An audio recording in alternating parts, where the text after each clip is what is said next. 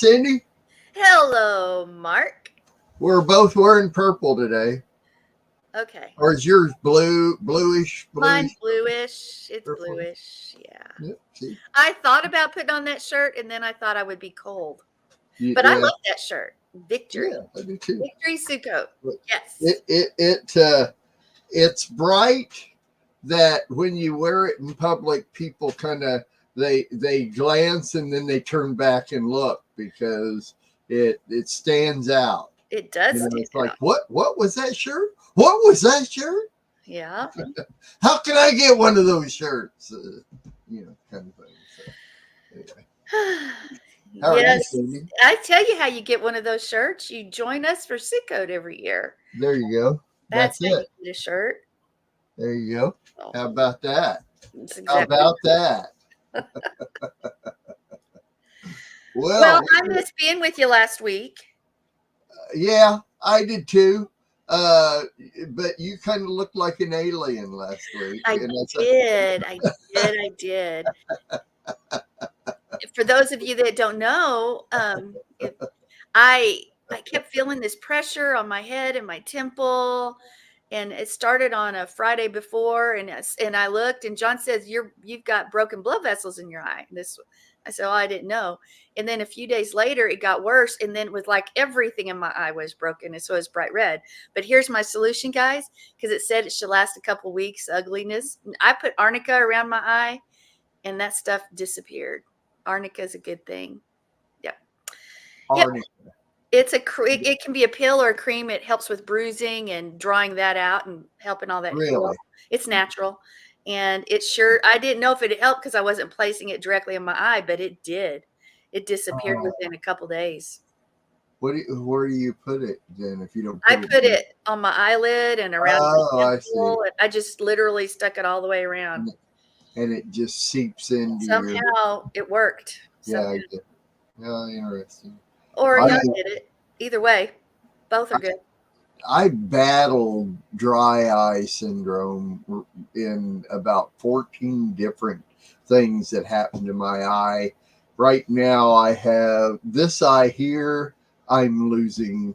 I can tell I'm losing my sight in this eye. Oh no. It's dimming more and more. But anyway, hey, like my wife just said about an hour ago, Mark, repeat after me. I am growing old gracefully. And I was a little hesitant, but all right, I'm growing old gracefully. With the R. Well, all I know is that. All I know is you're just a kid. Whatever. Do you know what they call me in the homeschool place? I'm the old woman. You are really? Oh, yeah, because all of them are mothers. And here comes this grandma, because I do all the homeschool events with her because mom is at work. So here comes this grandma doing everything homeschool. This is a short story, but in swimming, because she has PE, and it's really cool because we have a great homeschool network in Amarillo. And so it has organization. She has about 40 in her class, and the PE class has about 30 in it. And they weren't letting people into the dressing rooms except for those that have been approved. And I said, my 5-year-old wants me in there so I can dress her. And they let me in, and they had this big memo. When a grandma, that was my name. When a grandma wants to take care of her little one, we should allow it. So I'm the grandma. Yeah. Are we, I know I am, but are we allowed to announce our good news, or I think so. Can you do that? Yeah. Well, I know I can. Sandy and I are both going to be grandparents again here sometime in the middle of next year, somewhere in there. Yes. I think I'm doing April. Listen, wait, hold up. It doesn't mean that Sandy and I are going to have grandkids. That I'm going to have a new grandkid, and so is she. So we're going to have family grandkids. But and this sounds weird. I always say I'm due, which yeah, like I'm due. My daughter and son are due, which I am. That's my grandbaby in April, and you're coming in May or June, probably. I don't know. I'd have to ask Sarah. Uh-huh. But I don't know.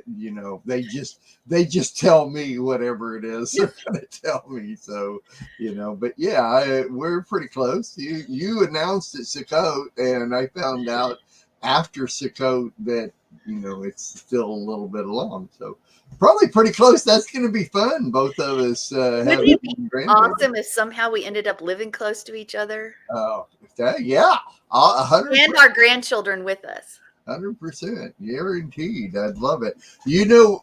Speaking of grandkids, the most invaluable, the most precious piece of paper on the entire earth to me is this piece of paper right here. It is when my grandsons, Emmett and Shepherd, sent Grandpa a birthday card, and Oh, Emmett pinned the everything on there.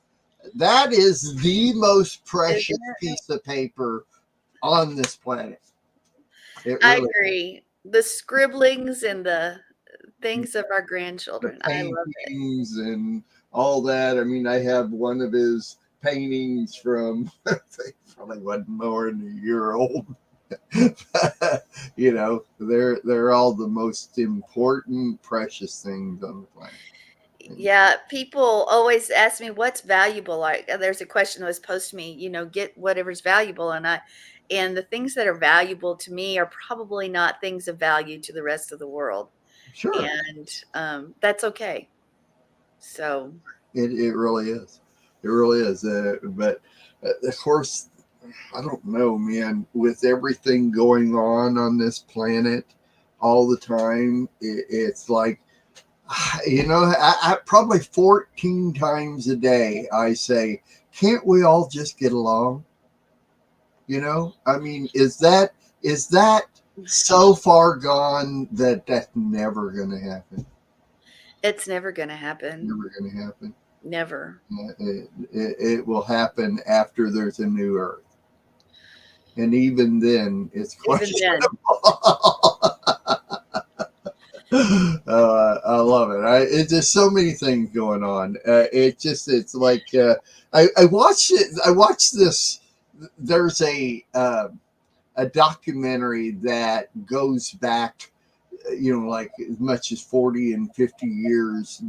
Every different episode is different things that happened that are now being revealed that weren't revealed back when it happened. And I don't know if you remember, but in the 80s, the Pope was targeted as, they tried to kill the Pope. He was riding around his Pope mobile and was shot. Well, they've now revealed what actually happened. They caught the guy.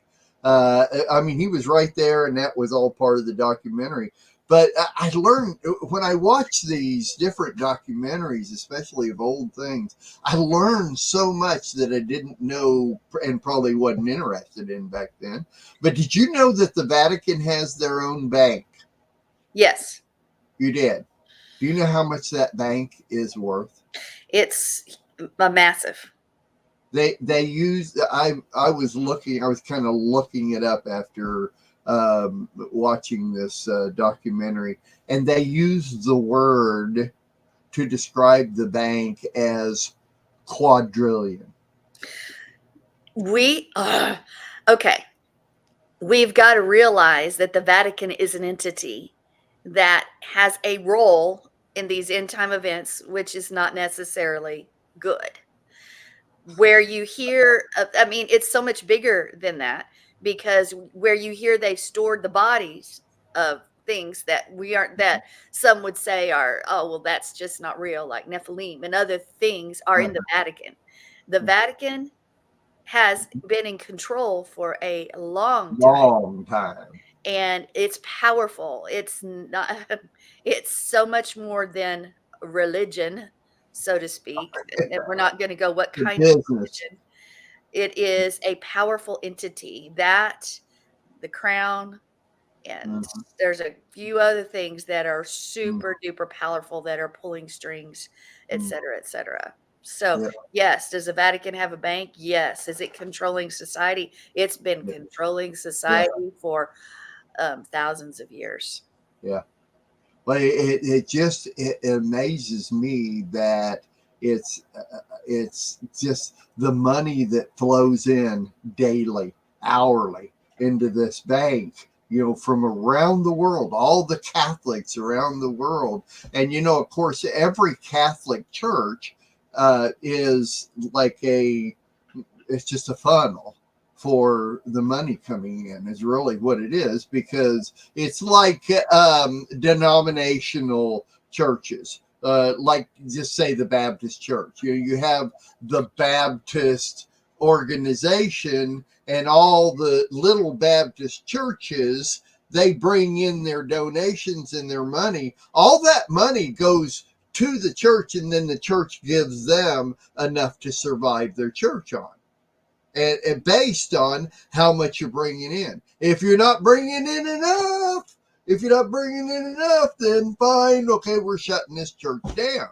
And it's the same thing, of course, with the Catholic Church. Is these churches don't get to keep what money comes in. That money just goes funnels right into the Vatican, and then they give them enough. And it's always just amazed me how all that system works, and in that, was it ever supposed to be set up like that? It's in, and the Catholicism being what it is. What I was going to say is that back in the 80s, there was very little regulation on the Catholic Church, on the bank, that what they had to do and who handled what money. And come to find out through this documentary, that a lot of the cardinals and people that worked in the Vatican, worked in this whole banking system,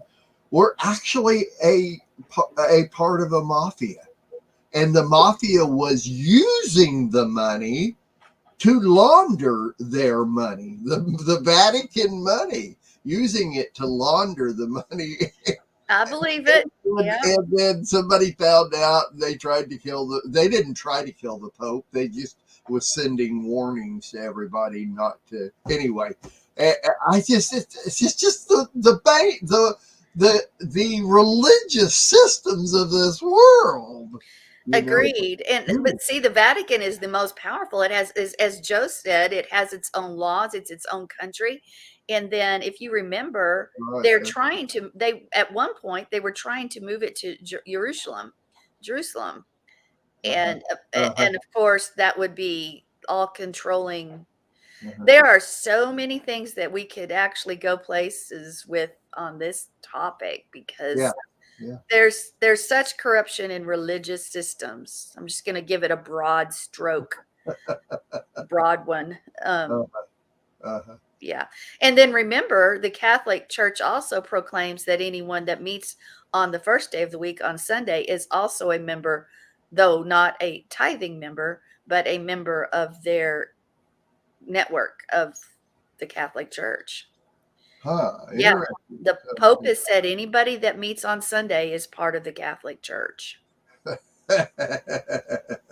Well, I mean, you've heard my story about the Yeah, not lady. necessarily this Pope. It might have been but Yeah, yeah. In general, I'm sure that's what they believe anyway. But we used to, way back when. I mean, years and years ago, when we first got on the internet, and we had met this Jewish lady on the internet, and she was writing children's books, and she was writing a new one about the difference between Christianity and Judaism, and she was teaching Jewish children what it was about Christianity, and she was using my wife as reference, or she was asking my wife, different things.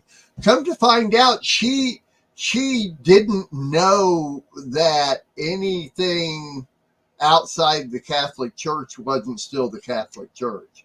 In other words, when she was writing her book about the difference between Christianity and Judaism, she was writing about the Catholic Church because she just didn't know that not everybody is part of the Catholic Church. And I wonder sometimes about people's perspective on Christianity that are outside of that, and they're getting all of that mixed up. No wonder the world hates us. We're not Christians, but I mean, even yet still, because we believe in the Messiah. But very interesting. Watched a movie called The Burial, and it's a brand new movie out with Jamie Foxx and Tommy Lee Jones, and it's a true story of a guy that Saw was. it. You saw it? Yes. Yeah, good movie. But Agreed. isn't it interesting how they viewed different things, as including the church, including black people, and including how all of that worked together was just amazing to me. And it's amazing.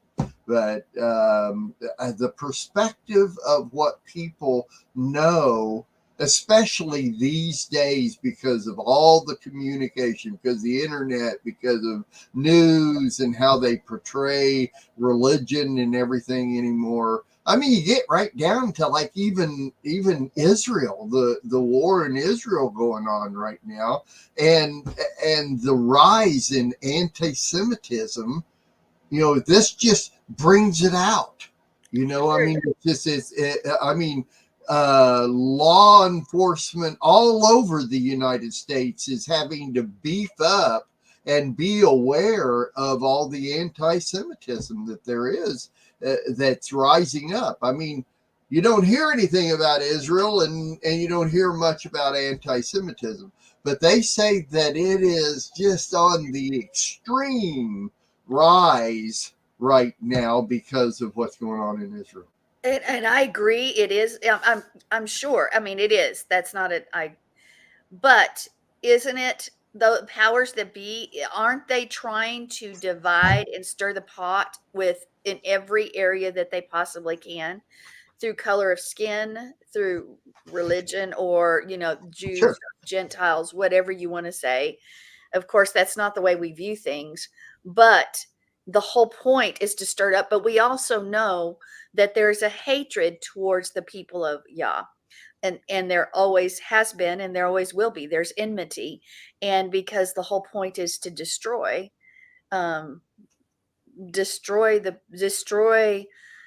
people of God, because they're gods, and it's a satanic, um, demonically driven passion that arises within people when they're not following truth or the word, et cetera, et cetera. If there's a form of religion but there's not a relationship, then that kind of stuff is going to rise up. And it does.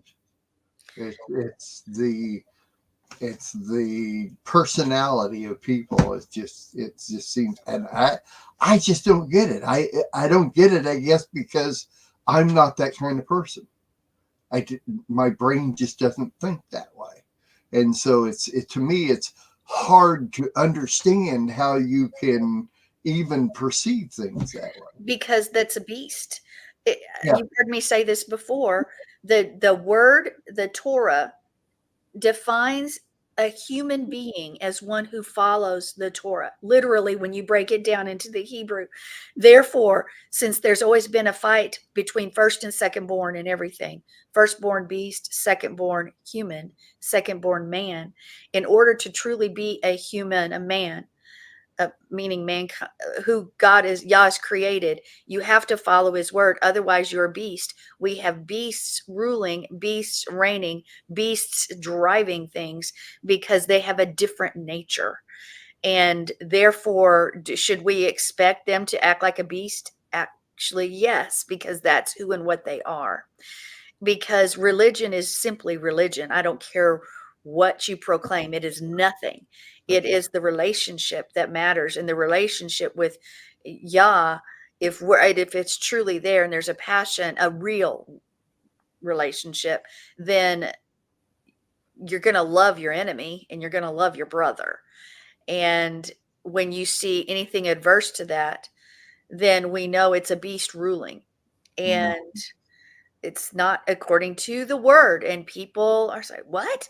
According to the word, you're not human unless you follow his word, period. And that's harsh, but it's not an opinion. It's actually in the word. So the beast rule. They're Yeah. not wrong. And the people that are that way don't even recognize that this is the entity that is controlling the whole thing.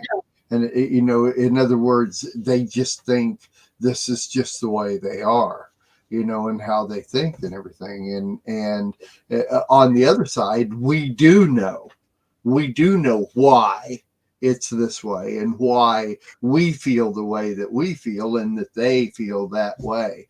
It's almost as a I can't think of the word, but there's like a parallel divide or something there that they don't want to know those spiritual things. They don't want to identify with that or recognize that.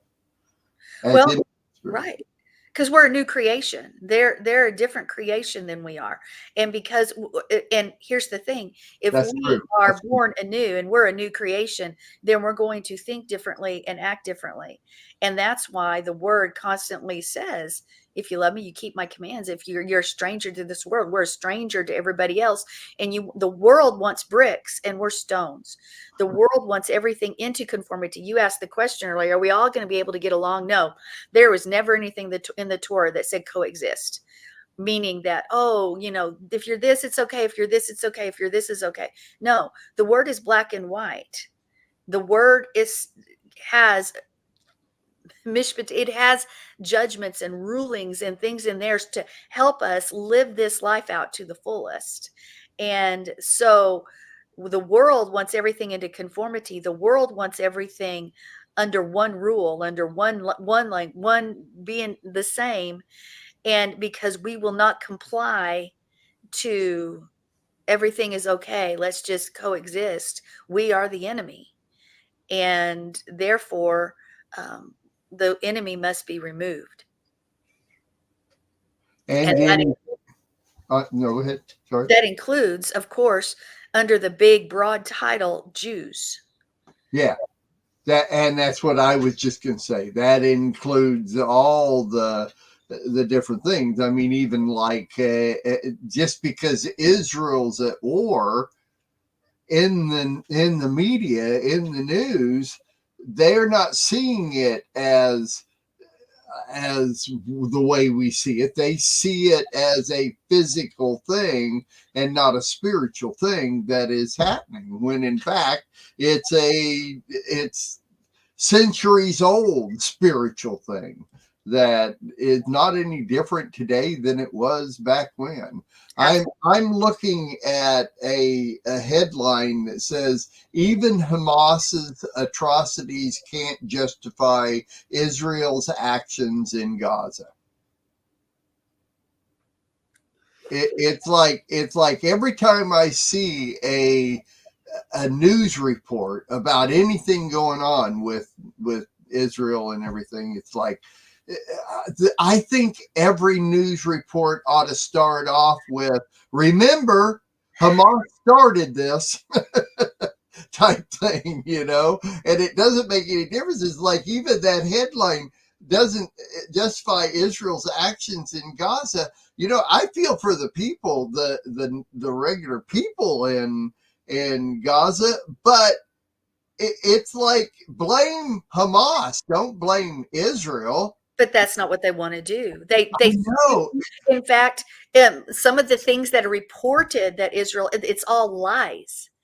Yeah, of There course are it so is. many lies that are in the news stories. Let's not forget what Hamas has done when they came in and they wiped out people, civilians, and did all Uh-huh, these things, uh-huh, and raped and tortured, all of these things. But uh-huh. that is not what the headline is, because there's a purpose and a plan. It wants to remove anyone that believes in the God of Abraham, Isaac, and That's right. That's, Jacob.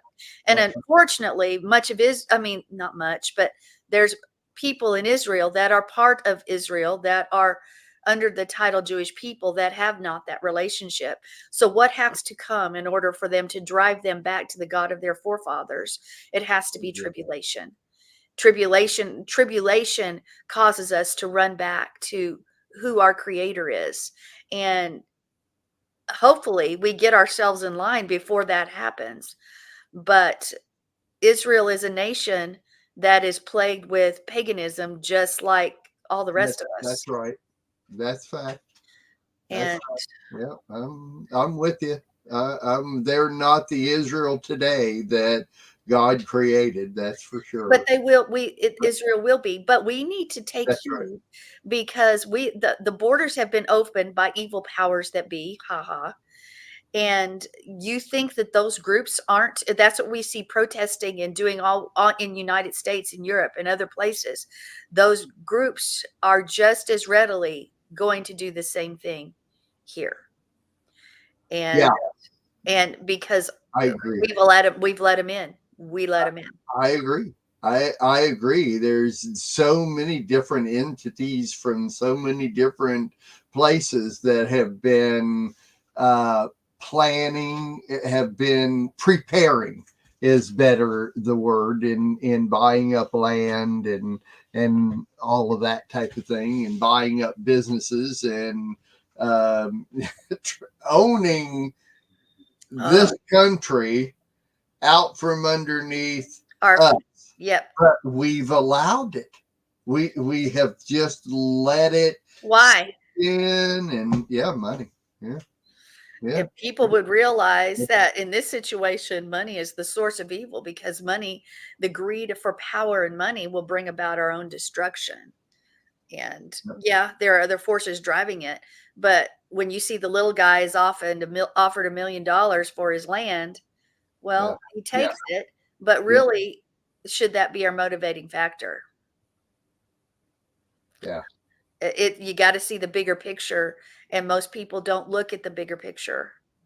Mhm. So you're right. We have sold ourselves hook, line, and sinker to the nations that be, and we have made covenant with other nations, with Uh-huh. other ideals, when this nation was not. People did not initially come to this nation to make um, to mix and to. It was a nation that was meant to serve Yahweh in their own way.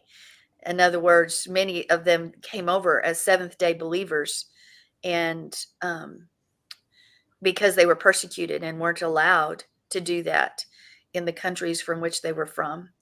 And unfortunately, we've lost our place, just like Israel, just like most of the nations of the world.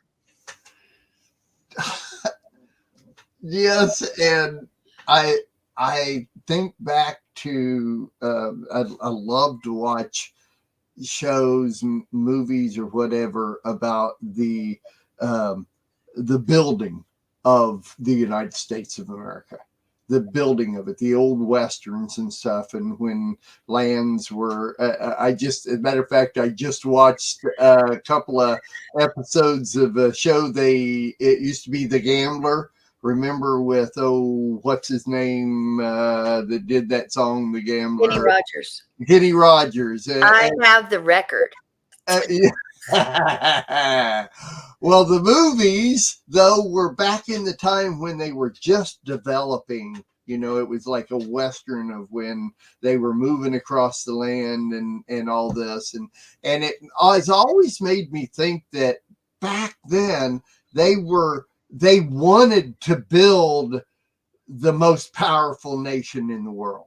That may have not been the four thing in their mind, but they wanted to. And then as the country got bigger and bigger and got the cities developed and the military developed and everything and all that they did, and it kind of developed into being, we are the most powerful nation on this planet. Well, right away, the second you say that, now you got 14 other countries that are saying, I'll oh take it yeah, down. Yeah, I'll oh take it yeah. down. It is the survivor mentality. Remember what happens when somebody rises up as a leader? I haven't seen that in a decade. But Yeah, what happens in Survivor when yeah, somebody proclaims or acts as a yeah. leader? All the others rise up to take them down. That's And right. that's the same thing. That's right. Keep you need to keep some things to your close to your chest, right? So It's exactly right. It's exactly right. And that's a good analogy too, because I you get to Survivor literally in the watch that dynamic happen. it is so true, because it is sort of this micro picture of how people truly eat up other people, and how what happens when one rises up and the other it, I agree. I agree. It's very interesting dynamic, and still going on today. oh, So, it's still on. Wow. oh yeah, we're I remember I watched it in the days of like Rupert. oh yeah. Those were fun. Those were fun ones. They really were. It's in season 45 now. Survivor is, and in season 40 they brought back. I think what was it, 20 of the past winners, and the winner of that one won $2 million. But ever since then, from season 41 on, has all been brand new people, and it's like 90% young people. Oh, It's just a whole young deal, and it changed. It's all different, but they had to change it up anyway. To me, it's not nearly the old Survivor that used to be, but I used to just love to watch that dynamic between the people and watch it progress. the 2 seasons that I did watch, and they may be the only it was Rob. Rob was on a season, Yeah, and Rupert was on a season. Boston Rob. Boston Rob. Yeah, Boston Rob, Rupert, all those. Yeah, there was a Those were character. I'm sad that because and they had older people and younger people mixed, and Yeah, they did. usually the older people got kicked off anyway, but it still was nice to Oh, there was a few older people that did win that were able to oh, get really? through it. Oh yeah, there was. I watched them all. I still love that dynamic. I really do. But anyway, you remember back in the days of Benai Shalom, and we lived there, and it was a huge group of people. We literally got together in each other's houses To on watch that. Wednesday night and watched Survivor. How funny. That's cool. That's Yeah, cool. it was fun. All right. Okay. Well, you got something you want to bring us, and we're going to Sure. talk about it. So let's get into the second, third, and we'll be right back.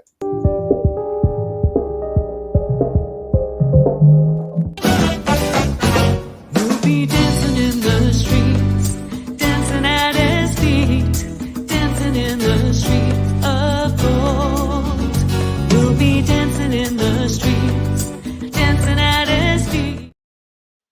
Well, to be seen or not to be seen? That's the question. Or is it? Well, we've all had days where we feel overlooked, unseen, unnoticed, maybe.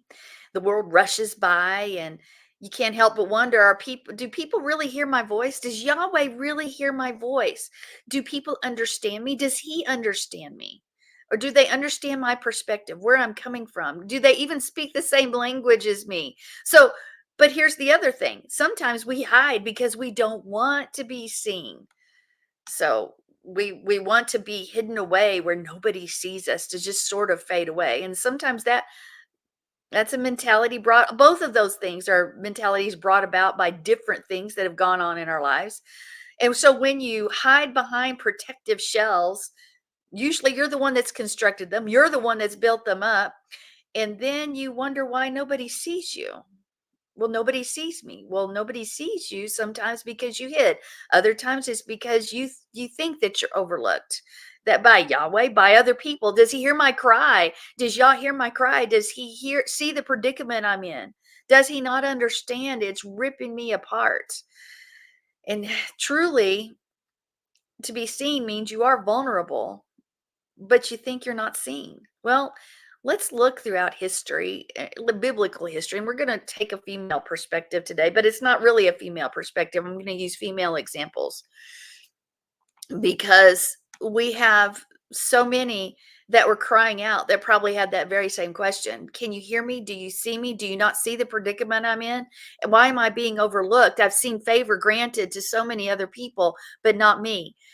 Not me. So let's look at Hannah. Well, what was happening there? She couldn't have a kid. 1 Samuel 1, 19 through 20. You can read just a few verses of that story, but she was being persecuted by others. She hadn't had a child. She was crying out.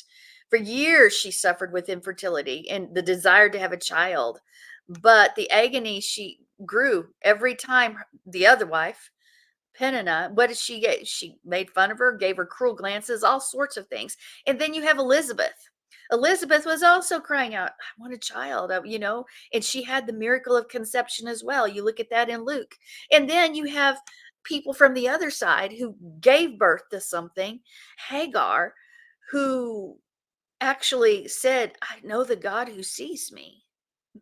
In fact, in the story, she was the one actually listening to him. She was the one walking in obedience, but she was the slave. She was the servant. She was the lesser so-called character, though she's not. In the story, there were other main characters, Abraham, Sarah, or Sarai, Abram. You see them and they have a much more play in our life, in our story, yes. And so oftentimes the one who serves is unnoticed.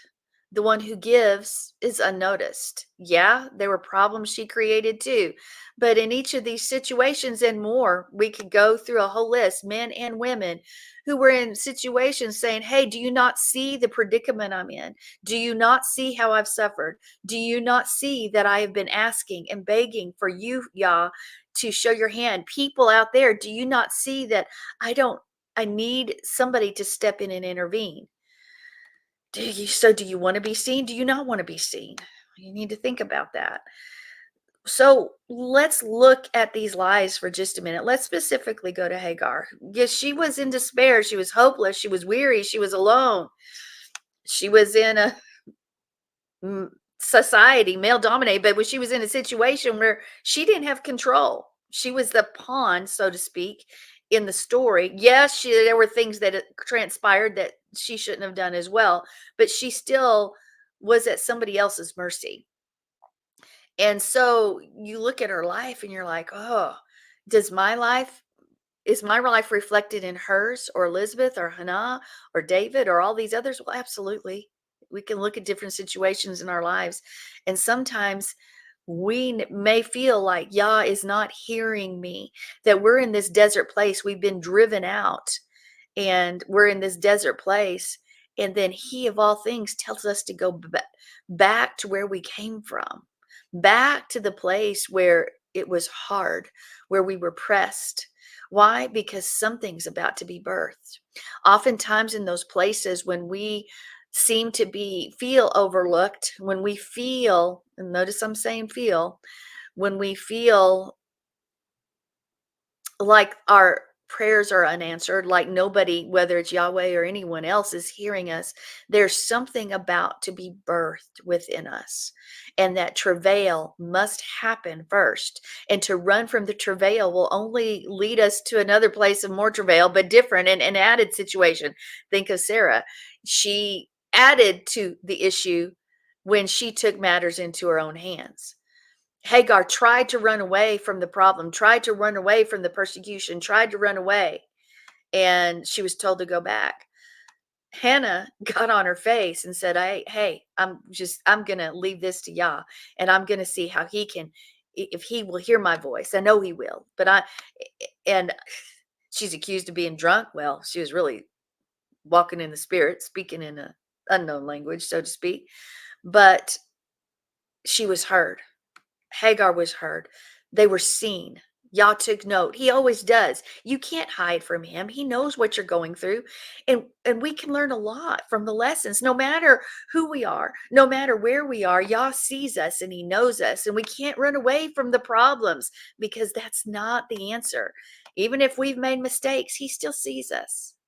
Even if we feel overlooked, he still sees us. Even if we're hiding, he still sees us. He's everywhere. He is everywhere. And our eyes need to be open to him. We need to truly understand who he is. And if we realize with Hagar herself, now we go back to the story of Keturah. Rashi makes a very compelling case that Keturah and Hagar are the same. Well, if Keturah and Hagar are the same, then we see Yah not only answer and take care of her in the desert, in the wilderness, and Ishmael grow to be great nations himself, we see her reunited with Abraham. And if that is true, if Keturah and Hagar are one and the same, which some tradition does say that, then we see other children, other nations being birthed from her as well. So we see in her faithfulness, Yah brought her to joy during the final years of her life. There was vindication and there was an acceptance. People who've lived a difficult life, but remain true to him, you're going to see victory as well. We know that. I know you may have heard that before, but you may need to hear it today. 1 Corinthians 2:9 says, but as it is written, I have not seen nor ears heard, neither have entered into the heart of a man the things which Yah hath prepared for them that love him. Hagar teaches us that if we truly love Yah, he's prepared something wonderful for us. Well, the perseverance of Elizabeth, the perseverance of Hannah, we see that Yah has something prepared to them. So when life becomes too painful to bear, we can't find strength in remembering other things, we need to remember that Yah is faithful and true. He is the same yesterday, today, and forever. And he is the one who sees. Yes, he is the one who sees. In Hebrew, we study this phrase, El Roi, which Hagar named Yah, a God of seeing, the God who sees me. You are the God who watches over me. All of these things. We study this many times over because he is the one who sees us. He is the one who understands us. Uh, you know, when he can't rule a situation, he overrules it. He always accomplishes his purposes, sometimes despite us. It may take longer because we're fighting him, but he sees us and hears our cry. Now, there's a Greek word that's equivalent to this, El Roi, and it's aphoreo, and it means to gaze upon, to fix one's gaze on, to regard, to show concern. In this case of Yah's concern for Hagar in the dire straits, or for any of the others. And it comes from the root epidon, which is used with Elizabeth. And you look at both of these situations, again, something is about to be birthed. Something is about to be birthed within you. So tribulation must come. So, but all of this phrase conveys this sense of Yah's presence. It conveys this sense, like with Elizabeth, it includes his assurance. When he sees you, there is perfect provision. Yes, I said perfect provision. We see Israel when they were crying out to Yah, do you see us? Do you hear us? Look, we're enslaved as a people. He heard them. He heard their cry. When Yeshua was at the garden, his cry was heard.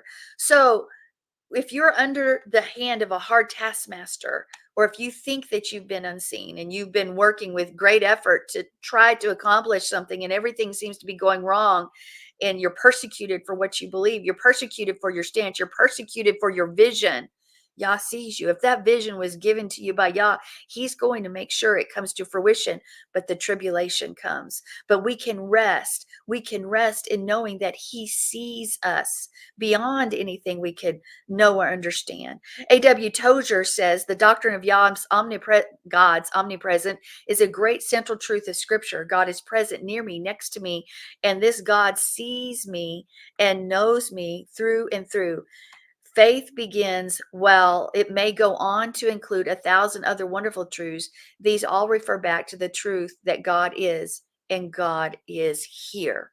He is the one who sees. He is the one who has complete provision. He gazes upon you.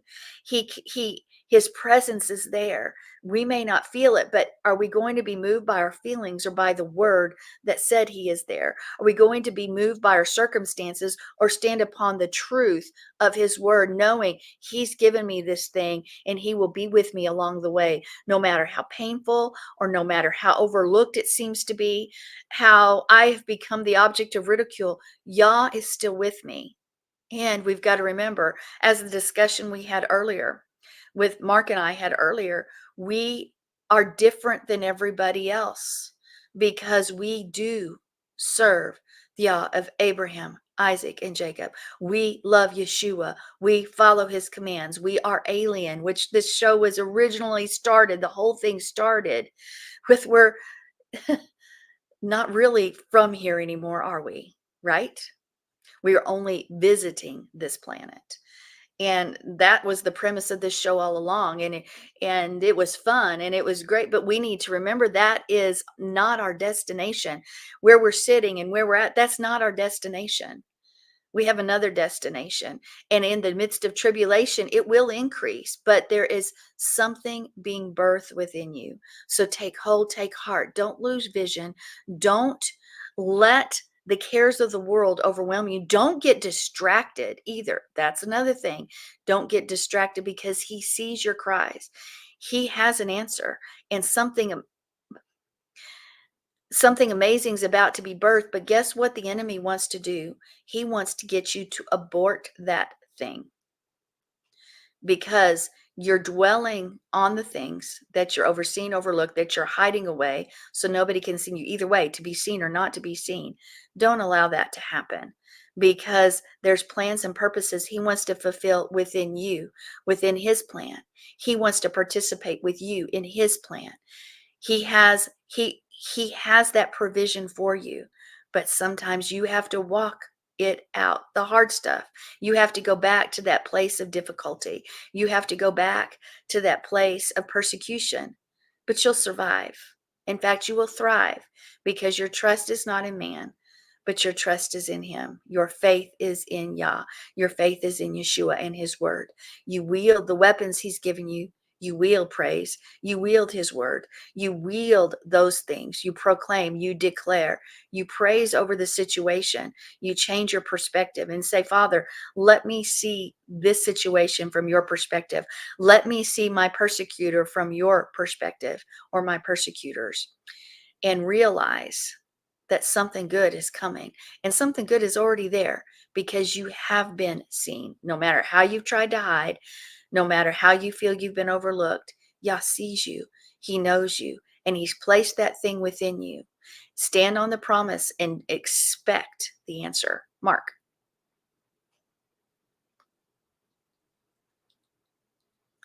You can come on in.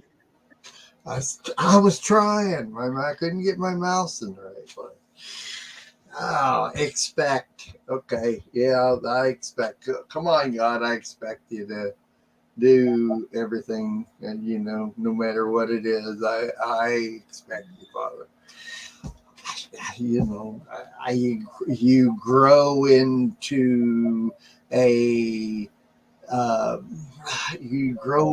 a place where, and we talked about this at Sukkot a lot, is that we grow into a day-to-day, hour-to-hour life. It's a lifestyle. It's just what we learn with the Lord, but it takes time to learn these things and to learn how to expect the Lord to do what he said he's going to do. If he places something in our heart and we're going to live that out, we expect the Lord to honor that, but it takes time. And I think, especially with me, I used to be known as 100-mile-an-hour man. Now I'm more of like 33 mile an hour man. You know, you expect it right now. You expect it, Lord. You know, you said you were going to do this, or you know, I expect this, and to be seen. Interesting concept you have there, Sandy. There's so many different ways that you can look at that physically, spiritually, you know, being seen. Obviously, on the Lamb Network, I bring people in that have the gift of gab and want to be seen with their message because they have a message type of thing. And then there are people on the complete opposite end of the spectrum, like my wife, that you'll never see. You might be able to find a picture of her within the Lamb Network when you know you can go see pictures of all the producers and stuff. You can see a picture of her, but you're never going to see her on camera. And she doesn't even want to be known spiritually. You know, she just wants to live for the Lord and pray, and that's why she's the prayer producer. You know, because she can be behind the scenes. And yet sometimes I think the people that are behind the scenes are more important than the people that are in front of the camera. You know, I mean, she is in my life, you know, I mean, her being behind the scenes and working Lamb the way she does and the ministry that we do. And, you know, my wife, she doesn't want to be where anybody can recognize her even, you know. And you think of it both spiritually and physically. There's a dynamic there. There's a personality. There's a perspective there that we have to recognize, and the Lord does recognize. You know, I want to be. I like being in front of the camera, in that I like being with people and I like discussing people. My favorite shows, you know, have always been discussion shows. As long as I can be on with somebody else, I don't want to do a show by myself. You know, I want to be on with somebody else and discuss, but it's not so much being seen as through the years, we find that some of us have more to say than others. And then we have some people that have a lot to say that should never be heard. I even put that down in my notes over here while you were talking about people seen and heard. And I thought, well, there's people that should never be seen or heard. But, and they're the ones, a lot of times they're the ones that want to be seen and heard the most.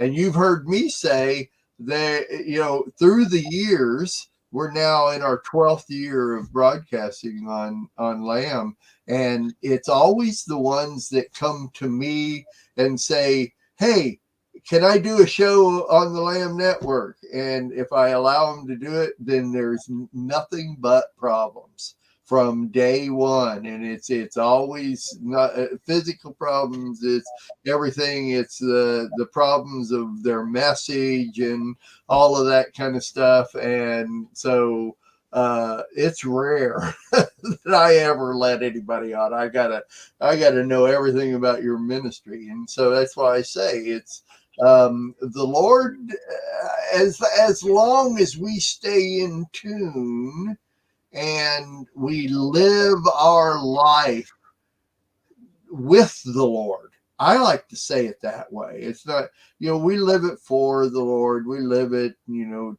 to bless people and all this kind of stuff. But I live my life with the Lord.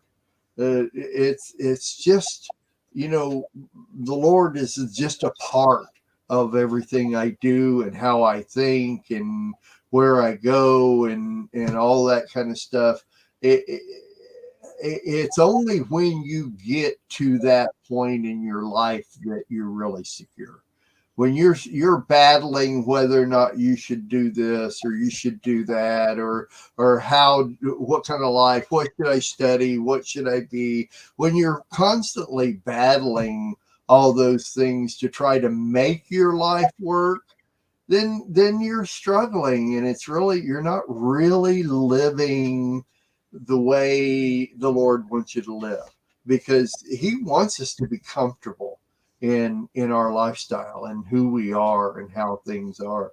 Like we were saying, the first half of the show, we're talking about the world and how it's just all kagu and everything.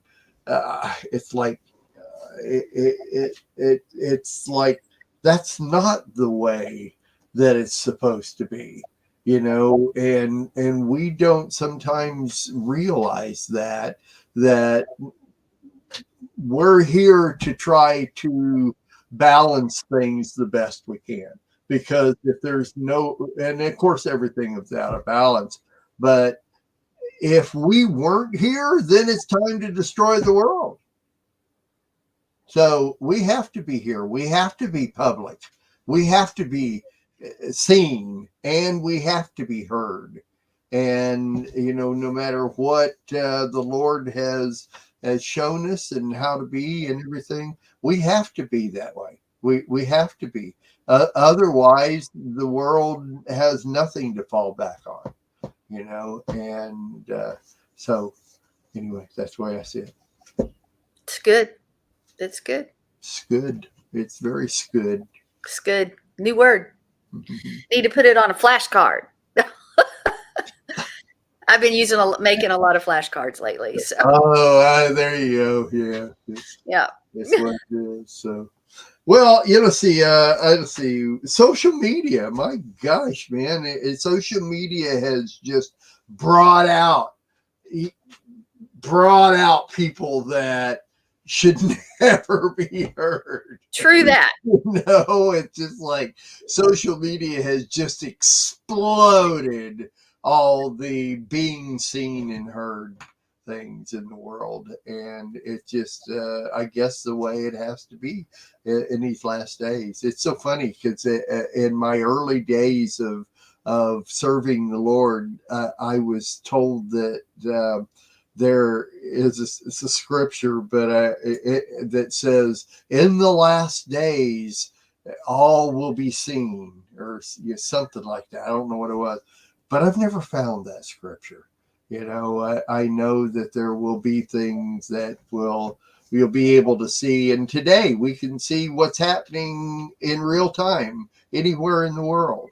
That type of thing, but. Not necessarily does it need to be seen. True. So here we go. All right.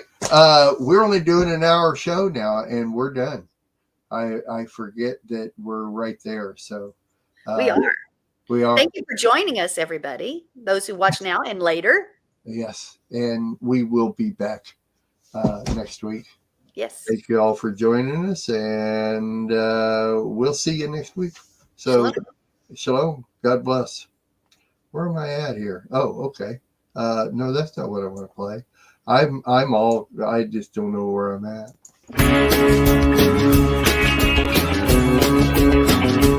We are richly blessed to bring you what we believe is the fullest, most diverse, yet up-to-date progressive teachings, discussion, and prayer programming you can find anywhere on this planet. Be sure to take the tour of the MessianicLambRadio.com website. I'm Susan Hoogie, thanking you for joining us on the Messianic Lamb Video Network.